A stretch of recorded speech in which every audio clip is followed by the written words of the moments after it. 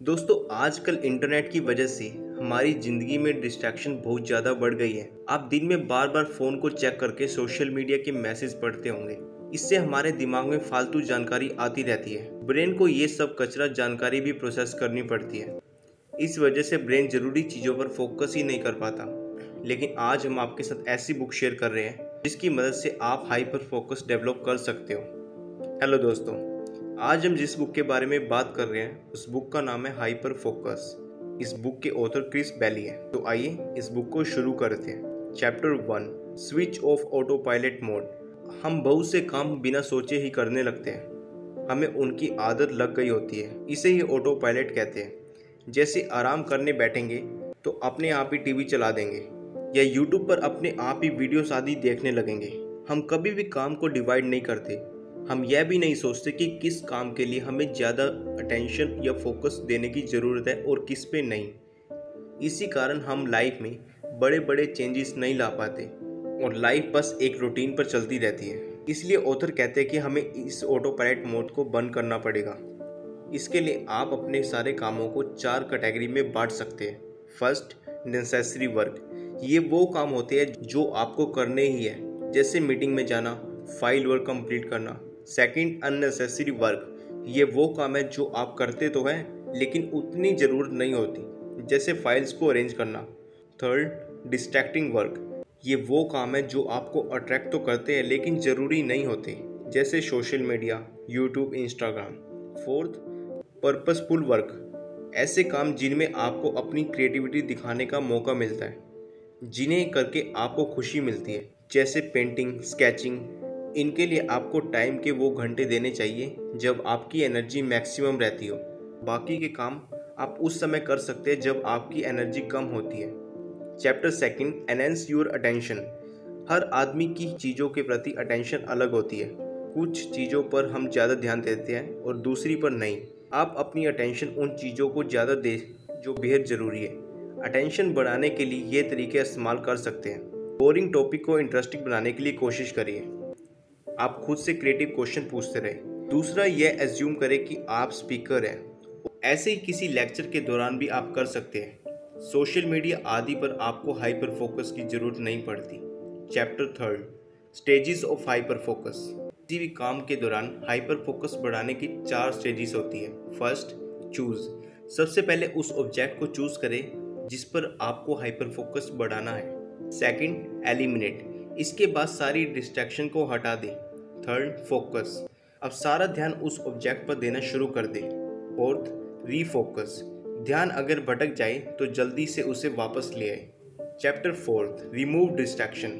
कई बार जरूरी काम करते समय बहुत सी डिस्ट्रैक्शन आती रहती है। इन्हें हटाने के लिए ये तरीके इस्तेमाल सकते हैं। फर्स्ट, आजकल के ज़माने में फ़ोन सबसे बड़ी डिस्ट्रैक्शन है। ये 24 घंटे आपके साथ रहता है और कभी भी किसी की कॉल आ जाती है, इससे आपका फोकस भटक जाता है। इसीलिए आप काम करते समय फ़ोन को दूसरे कमरे में या साइलेंट मोड पर कर दें। सेकंड, हर दिन हमें तरह तरह की ईमेल आती रहती है। उन्हें पढ़ने से आपके दिमाग में तरह तरह के विचार आने लगते हैं या आप उनका रिप्लाई देने लगते हैं। इससे आपका बहुत सारा टाइम वेस्ट हो जाता है। इसलिए फालतू की ईमेल्स को अनसब्सक्राइब कर दें। थर्ड, छोटी छोटी चीज़ों के लिए मीटिंग की ज़रूरत नहीं होनी चाहिए। ऐसी मीटिंग्स ना खुद करें और ना ही उनमें जाए। इससे आपका बहुत सा टाइम और एनर्जी खराब हो जाती है, जिससे आप ज़रूरी काम में लगा सकते हैं।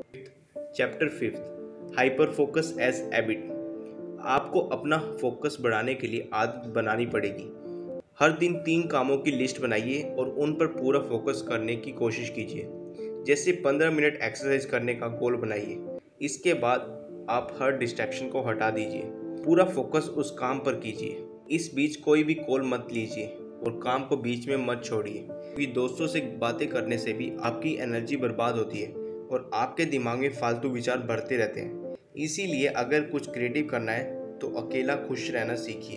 Chapter 6, scatter focus. दोस्तों यह किताब वैसे तो हाइपर फोकस है, लेकिन इस चैप्टर में ऑथर ने एक और इंटरेस्टिंग फोकस के बारे में बताया है, जिसे स्कैटर फोकस कहा जाता है। इसका अर्थ है कभी कभी हमें अपने दिमाग को भटकाने देना चाहिए और उसे फॉलो भी करना चाहिए। कई बार दिमाग डे ड्रीमिंग करने लगता है, वह अपनी कल्पना की दुनिया में खो जाता है वह अपने ख्वाबों को पूरा करने के लिए रास्ते ढूंढता है।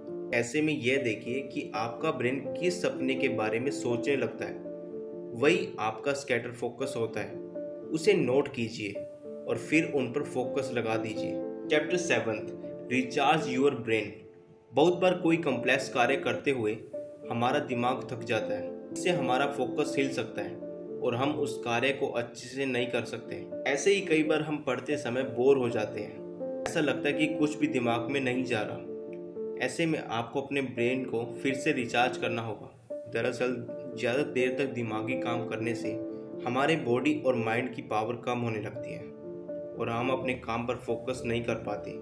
इसीलिए हमेशा 45 मिनट्स के बाद ब्रेक लेते रहिए। Number 8, connecting dots.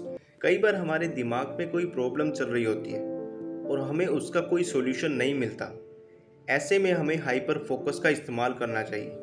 सबसे पहले प्रॉब्लम के सबसे मेन पहलू को लिख लीजिए। इसके बाद एक हफ्ते का समय दीजिए और उस प्रॉब्लम से रिलेटेड जो भी सॉल्यूशन आदि दिमाग में आ रहे हो उन्हें नोट करते जाइए। इसके बाद नए एनवायरनमेंट में जाइए, नए लोगों से मिलिए, अंत में सारे डॉट्स को कनेक्ट कर दीजिए। तो इस तरह से हाइपर फोकस आपको क्रिएटिव भी बना सकता है, जिससे आप अपनी लाइफ की हर प्रॉब्लम को सोल्व कर सकते हैं। Chapter 9, collecting dots. कई बार हमें प्रॉब्लम्स के बिंदु जोड़ने ही नहीं होते, नए बिंदु ढूंढने भी चाहिए। Chapter 10, distress with gratitude. अपनी खुशी के लिए काम करें, इससे आपका फोकस अपने आप ही अच्छा होगा।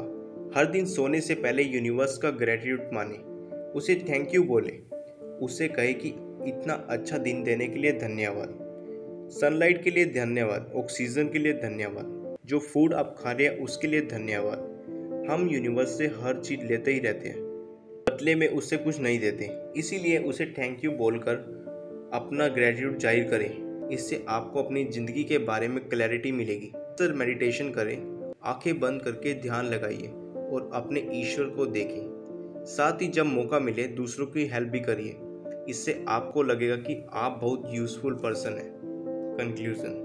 तो दोस्तों, इस किताब की समरी को जानकर आपने सीखा होगा कि अपनी कनेक्शंस और फोकस कैसे बढ़ाना है। इससे आपको डिफ़िकल्ट प्रॉब्लम्स को सुलझाने में मदद भी मिलेगी।